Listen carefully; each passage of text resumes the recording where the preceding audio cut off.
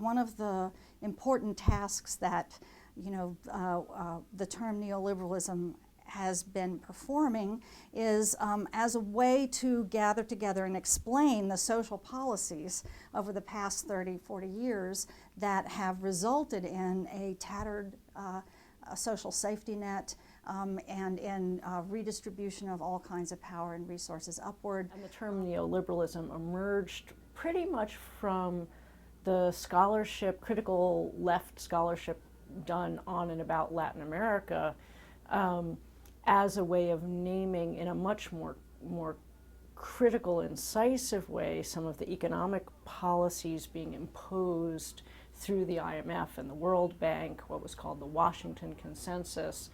So rather than talking, as Bill Clinton did, about globalization as this sort of fabulous connecting up of everything and flows of capital around the world in a totally positive way, neoliberalism was a name for a more negative name, a more critical name for policies that forced countries that were having to borrow a lot of money from the IMF or the World Bank, forced them into structural adjustment, reductions of social welfare programs, and so on. And then we saw, what I was seeing in my research at that time, was how those same kind of structural adjustment policies were being deployed in the US as well. So it wasn't just about imposition on developing countries, but was also then turned around as social policy in the US, the reduction of the welfare state. Sexuality and gender are such embodied spheres that on one hand, it is very private, it is very individual. And on the other hand, it has tremendous social importance. So from Foucauldian biopolitical perspective, you need to target sexuality in order to make sure that everybody falls in place.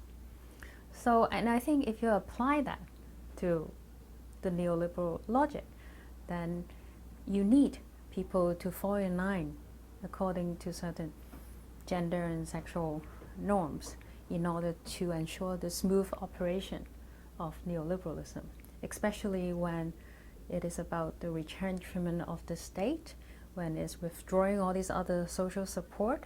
You need a certain stable order of heterosexual reproductive family in order to progress. So I think gender sexuality is a necessary part of the larger, I wanted to say warfare, but strategy of neoliberalism. So neoliberalism refers to several things. It's been used as a periodizing schema to describe a related constellation of changes that have happened over roughly the last 4 decades. And it's also theoretical shorthand for summarizing the ways in which various schools of thought see the most significant amongst these changes. There are probably 3 main schools of analysis that seek to capture these different and interrelated changes. The first school is the neo-Marxist school and is indebted to theorists like David Harvey, who talk about neoliberalism as a project of upward redistribution of economic resources through policies like structural adjustment and IMF policy, literally a shift in economic resources from the poor and working classes to elites. Second major school of thought is Neo-Foucaultian school, associated with theorists like Nicholas Rose, Wendy Brown, which sees neoliberalism as more of a cultural project and talks about the ways in which new market rationalities get embodied and subjectively incorporated into self-responsibilized neoliberal subjects. The third school of thought is associated with social scientists who work on theorizing state transformations and is associated with people like the French sociologist Loïc Wacquant, who talk about neoliberalism as a new mode of statecraft and are particularly interested in the shift from the welfare state to the carceral state, the rise of a new securitized state apparatus, and in particular the growth of mass incarceration or hyperincarceration, as he calls it, as the paradigmatic state project.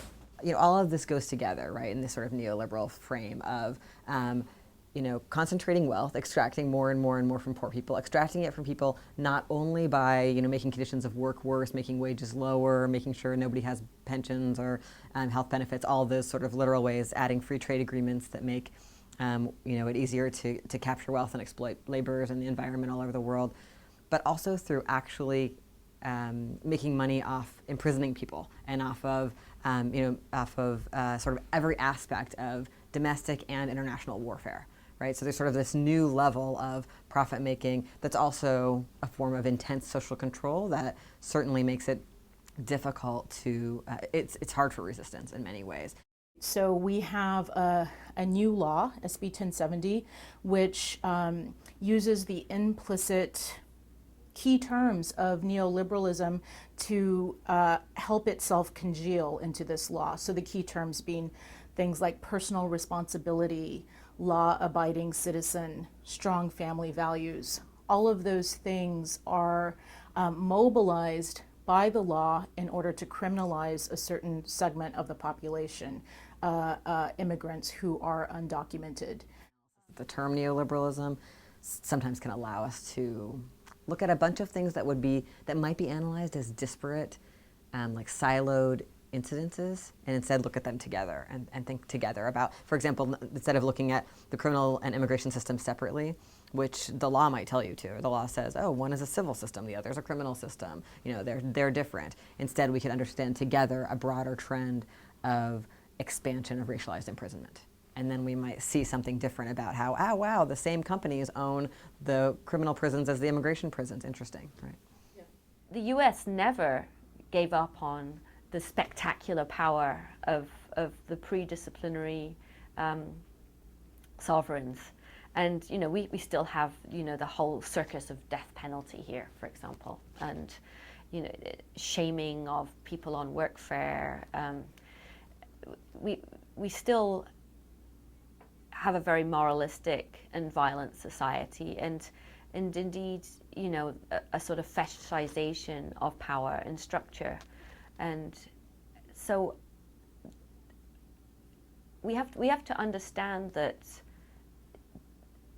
these forms of power are asynchronous and occur at the same time, and that for poor people, we still have much more of these older forms of power. Disciplinary power and sovereign power are far more important than self-managing power, and that's really the forms of neoliberal governance which make more sense for understanding poverty management in the US.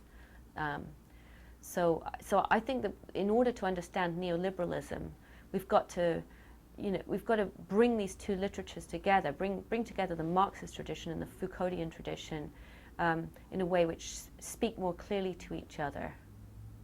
What we have in Mexico is it's very puzzling, because just as neoliberal policies regarding the welfare state are underway, at the same time we get a universal right in the capital city, and I mean abortion rights in public clinics. So of course this is neoliberalism is by no means something that is advancing in a monolithical way, but it gets played out very differently, even according to